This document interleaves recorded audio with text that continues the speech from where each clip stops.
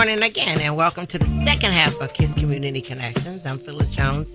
I'm still your host. I am your guest. I'm everything today. This is really cool. And how are we leaving politics yet? No. But now I'm going to flip sides on you to let you know something else that's going on. We have a candidate that's running for State Representative 54, District 54. And she's an African-American female. So the strange thing is happening to her right now is she has some candidates, she has some people from another party coming after her. And I don't mean coming after her, cursing her out. Nah, they're trying to kill this girl. And they're doing it now. We had a meeting a couple of weeks ago, and everybody know that there are times when I can be the village idiot on purpose. So you had two men who don't look like me. They were tall guys. They came in to ask, where was she? Okay, so inside, Phyllis began to laugh because I could recognize the game. I'm like, you're right, sure. You think I'm going to tell you? They asked, was she here? I'm like, nope. Was she there? Of course she was. So the guy asked me my name, and I'm not going to tell you what I said because I'm going to have to use that same name again at a later date. I gave an off-task name, totally off. Just anybody who knows our history would have known exactly what I was saying when I said it. But since they didn't, I was good. But they were asking for her. Who is she? My question is why? And obviously they didn't know who she was because she was there. So they were looking for her. I didn't like the tone, and I knew I'm a child of the early 70s. So I remember, when people who don't look like you walk in asking for somebody else, the first thing, you do is go, I don't know what you're talking about. They're not here. I know that. Like I said, that was too easy. And inside, to me, it was hilarious because I'm like, you're going to run this now, and this is 2020. That was played 1970s. Really? But they were there. Since today, she's been ran off the road. She was parked in Walmart in Heights. Sorry, Walmart, but it's y'all. And her car got vandalized. So they're attacking this woman. Our job in the community is to stop that. And we can. We actually can. We can by standing with her and letting everybody know that we're with her. If you are. If you're not, fine. But that's when the community has to come together and say, no. This is not going to happen to us. This happened years ago. This is not happening now. But it's happening to her. And that's something that we're going to have to unite and say, not today. Maybe years ago, but not today. Not going to work. We're not going to deal with this one. So we're going to have to be, as we're mindful of the craziness that some of the candidates say on this side, we're going to have to also decide when one of ours is being attacked. We need to be able to stand up. And no, it's not going to happen. We're smarter than that. And we are. We are smarter than that. So it's time for you to stand up and not say, oh, well, they'll stop. For real? Seriously? That's not an answer. That's not even an alternative. That's nothing. You don't say, oh, well, they'll stop. It's time for us to stop them because we're stronger than they are. They're dealing with something that happened years ago. Well, okay, we've learned from that one, and we're smarter. So that's something that, like I said, once again, that we need to stop. And we need to, when we see it, stop it. First thing you do is go, really? First thing is, really, for real, seriously? This is going on now? Not a problem, So immediately I knew what I'm supposed to do. And and I gave him some name. Like I said, if you knew any African heritage, you would know exactly what I said. He's writing the name down. And I wanted to crack up laughing so bad. I wanted to fall out laughing because, like I said, he had no clue what I was saying. And some of us didn't know what I was saying. But the point is, he didn't know. But we're going to have to do those things. We're going to have to revert back to who we are, how we used to fight. And we're going to have to do it. Not fist fighting. We're going to do mental fighting. Because we can't have a candidate or anybody that looks like us that's running for office to help us. We can't have her taken out. We can't have her hurt. We can't have that. We can't. Because if we do, it'll be the start of something that's not going to stop. Too long we've sat down. Too long we've pretended that we've arrived in a place that you have not arrived. Believe me, your skin color is the same. So while you think you arrived somewhere, you still got melanated skin tone. So you haven't arrived. You just mentally thought so. And the process begins to change you. We need to remember it now. Because just think, if they're doing this to her now, in this time, in these days, what do they think about us as a people? Not very much. Not at all. You know, like he said, he gonna come to me, is she here? No. And that was my first answer. No. Well, no, you got to be crazy. And I'm thinking, this other lady, as soon as those guys, she said, she's here. I know she's here. I'm not dumb. I know. Why'd you do it? Why'd you throw off? Because you don't come in and ask me where's somebody at in that tone of voice. Not to me. No. My point is defense mechanism. I'm defending her and me because they don't need to know none of that, you know. And they left, you know, not knowing who anybody was. They left. But the point is, they had the nerve to come. My thing is, one, they held the nerve to come, and they felt comfortable, you know, which means you downgraded me as a person and as a people. No, we're not having that. We're not going out that way. Not anymore. You know, so as we, like I said, as this election process becomes more and more and more, is it going to get bad? Yes, because we need to know what's on the table. And I'll put it this way for anybody who lives in Bell County. We have a mud coming up, and the mud, to put it simple, without explaining what those acronyms mean, this is what a mud is. Any city, the outskirts of the city, you know, it's like that. The outskirts of the city that's still within the city limits. I'll say Joe, who's sitting here, could be a builder. Joe is going to get the rights from the legislators. He's going to write a little letter saying, I want to build basically his own city. It's going to be his city. He's going to build all the houses for the city, but the money from those houses go to him. But the city is supposed to provide the utilities. Now listen to what I'm saying. Joe gets the right to build a city because he got to build that many houses. All those houses are going to belong to him. City gets nothing. And then the city's supposed to provide the water tower, the fire, police, and all that. No. To me, no. If you build all this, build your own stuff. Build all of it. We have 2 coming in Bell County. One in Salado, one in Killeen. So guess what? Do they have to protect the person that's sitting there right now? Yes. If that person moves out, can the mud go in? No. Because we were starting figuring things out. I didn't know what a mud was. And I was like, what's the mud? You know, so I'm like, excuse me, but they're using words that I don't know what's going on. I don't like that. So I went and studied. I dove all the way and studied what it is. And like I said, basically, it's you building the city. You get all the money for it, but we provide all the other. No, we know. To me, you want to have a mud, build your own police department, your own fire department, and why we got to pay for that? Why you want us to pay for that? No, you pay for it. You build it yourself. But that's not happening in Bell County right now. We have 2 coming up. So the person that's there right now got to defend that. So what are they going to do to defend that? Anything they can. So what is our job? This is now a chess game. We got to move in the right places with the right people and stop it.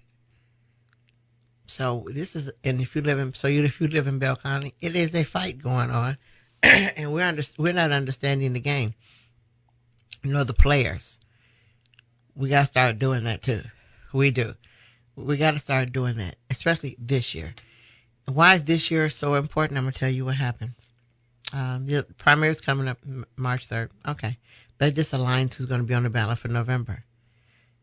April 1st is the census starts. Census is where the count of everybody in the United States goes on. One, we need to do the census. So let's just get that out. You got to do the census because the census is tied to the money that your state gets from the federal government. So the census is tied to money. That's the good part. If you're here illegally, the census is not going to have you deported because they don't check all that out. They just want to know the information on there. So the census, first of all, will be sent to your house. You'll be given a choice. You can either do it on email, by phone, or you can fill out the form and mail it back. Now, the census has also served something else. When the census is done, I'm going to use Killeen. Killeen has grown south a whole lot within the last 10 years. So the maps, your voting maps, are going to have to be redrawn. Now, this is what can happen when they redraw the maps.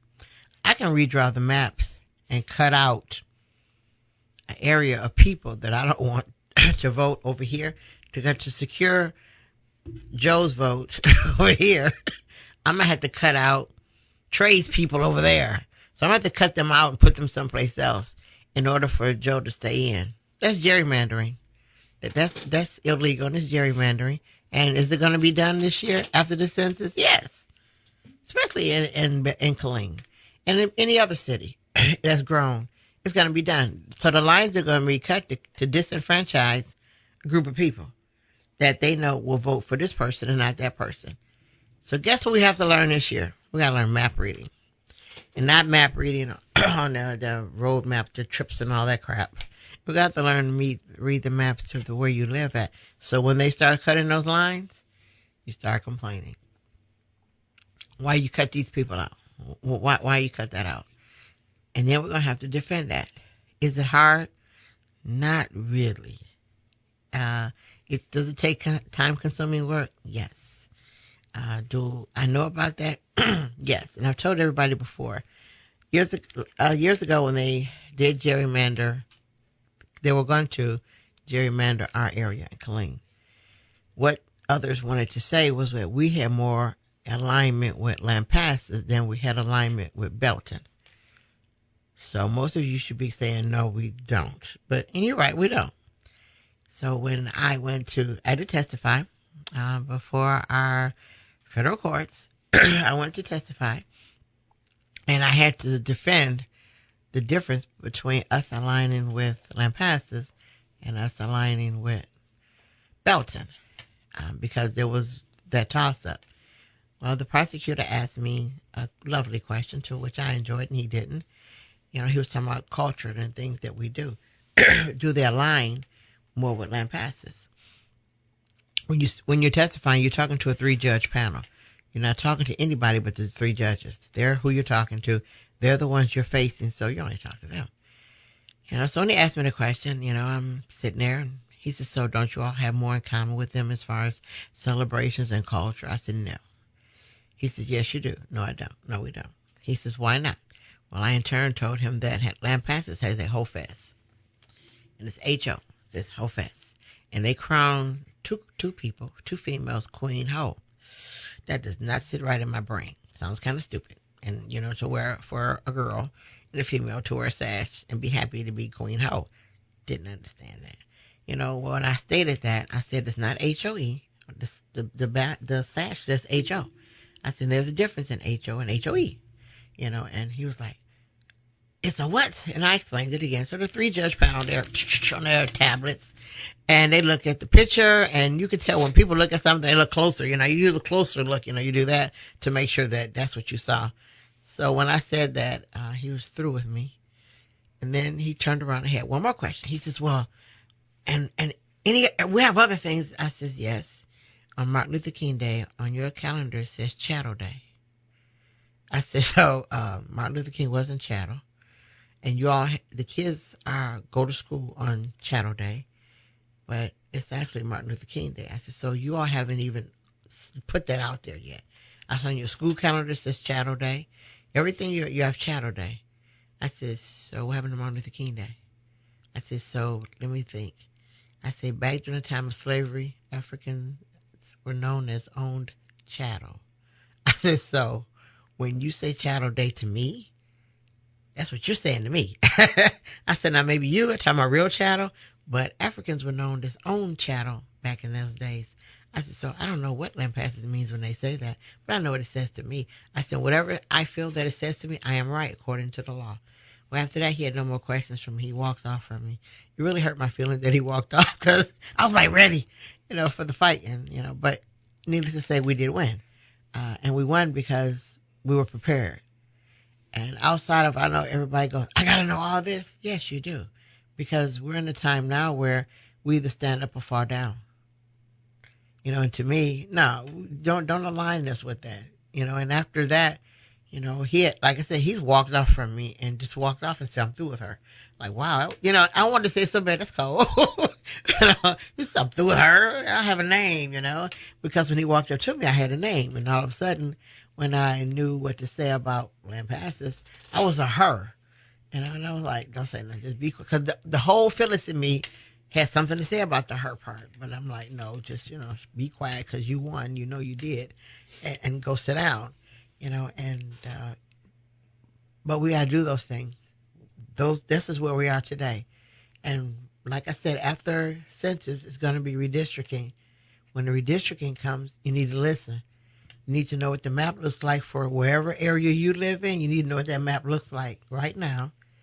And you need to take the map that they're going to give you and pull it over there and go, these group of people live here. You're trying to kick them out over here and put them... No. And they're doing it for a vote. Think about it. They're doing this for a vote and a voter control. So what are we going to do about it? Now, I know most of you saying right now is, I don't have a map of my district. And you're right, you don't.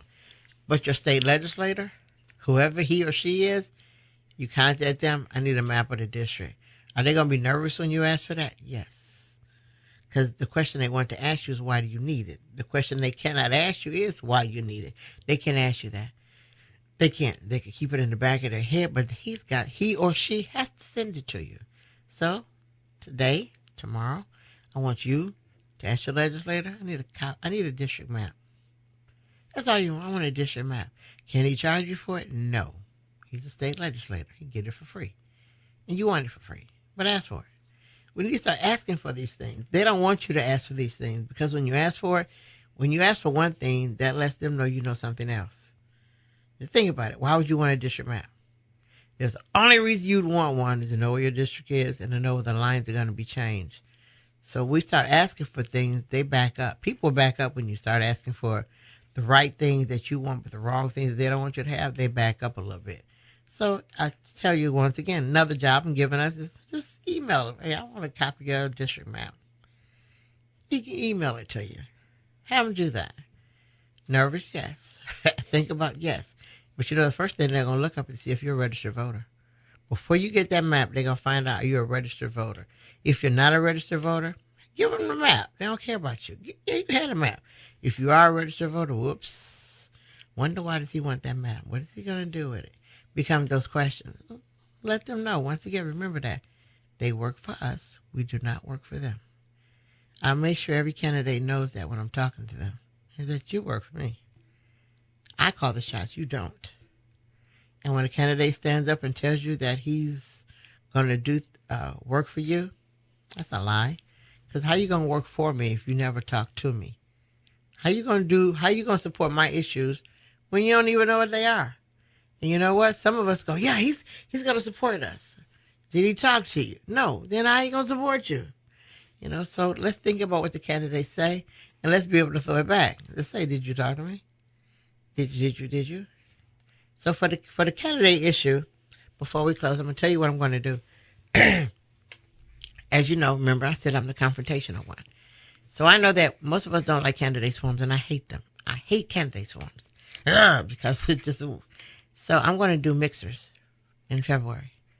So every week in February, there's going to be a mixer at a different business for us to meet the candidates and the candidates to meet us. The first one will be this Friday. It's going to be at, I can say it, yeah.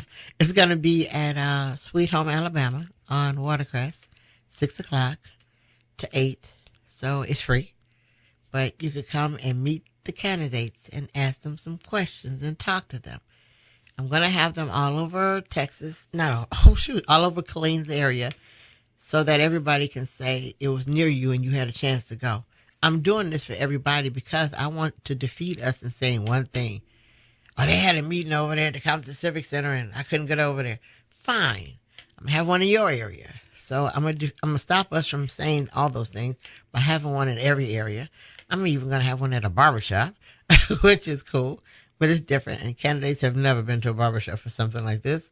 And but I want to do that as a way of breaking down the part of we not talking to them and them not being able to reach us. So They're going to be in different places, and I'll let everybody know where they are. If you're on my Facebook page, you'll find out where they all are, but I'll let you know where they are, and we can come out. And once I said, walk up to the candidate. If you're young people or if you're people with natural hair, go up and make that the first question you ask. Hi, my name is so-and-so. What you think about my hair? And back them in the corner. They're not going to expect that. Believe me. You know what? Candidates always know you're going to say, are you going to raise my taxes? They're happy when you say that. They're happy. Let's make them unhappy. Let's make them go home and go, hit a switch. Make them run away from you. Make them walk away from you. But whatever it is, do not make life easy for candidates this year. Don't do it. Stop. Make them work for your vote. Make them work for your vote. I mean, work hard. Don't make it easy. Don't make it comfortable, because we have what we have now because we let it happen. So everything we got now, we let it happen. So we need to stop. So I would like to thank you for listening to KISS Community Connections this morning. Yes, I stepped on every politician's toes, but sometimes you got to do that so they can say ouch and you can say fine, because it needs to be a point where they say ouch and we go, okay, it hurts really a little bit. Let me do it again. And don't vote for your friends. Please do not vote because you know somebody. Don't vote for them because they could be your friend, but the village idiot when it becomes politics. Because the person you with all the time, talk to all of y'all together, oh, she's a good person, he's a good person. That doesn't mean they politically smart. They just mean they good y'all friends over here. So don't vote for your friends. Don't vote for your family people. Tell them the truth. No, you my cousin, but you ain't a good candidate. Don't put them in there to screw things up just because you like them or they're your friends. So as we close, I want you to remember, you cannot lead a positive life with a negative mind. We'll talk to you next Sunday.